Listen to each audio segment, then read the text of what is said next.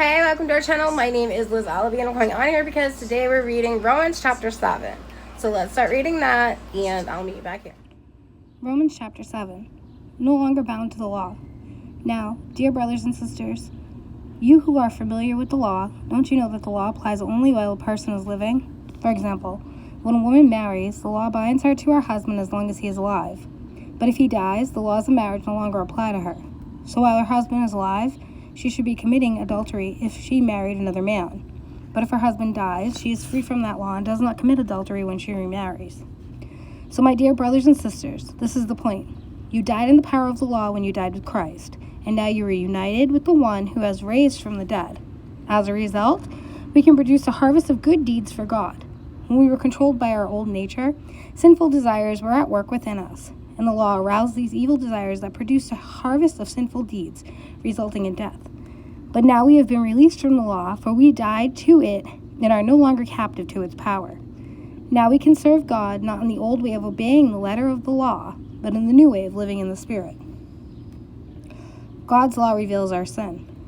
Well then, am I suggesting that the law of God is sinful? Of course not. In fact, it was the law that showed me my sin. I would never have known that coveting is wrong if the law had not said, you must not covet.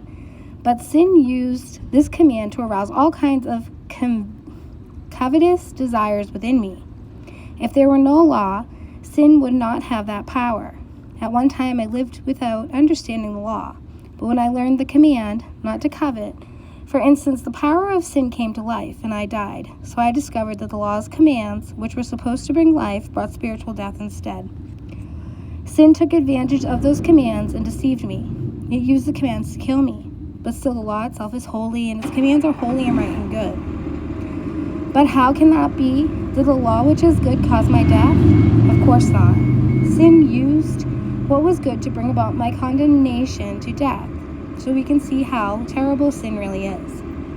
It uses good commands for its own evil purposes.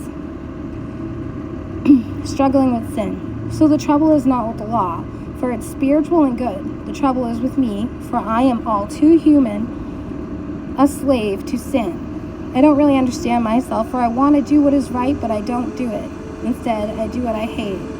But if I know that what I am doing is wrong, this shows that I agree that the law is good. So I am not the one doing wrong. It is sin living in me that does it. And I know that nothing good lives in me that is in my sinful nature. I want to do what is right, but I can't. I want to do what is good, but I don't. I don't want to do what is wrong, but I do it anyway. But if I do what I don't want to do, I am really the one doing wrong. It is sin living in me that does it. I have discovered this principle of life, that when I want to do what is right, I inevitably do what is wrong. I love God's law with all my heart, but there is another power within me that is at war with my mind. This power makes me a slave to the sin that is still within me. Oh, what a miserable person I am. Who will free me from this life that is dominated by sin and death? Thank God. The answer is in Jesus Christ our Lord. So you see how it is. In my mind, I really want to obey God's law. But because of my sinful nature, I am a slave to sin.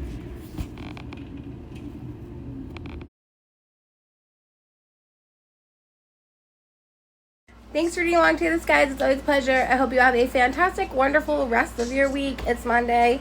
It has been beautiful outside. We have wonderful summer weather.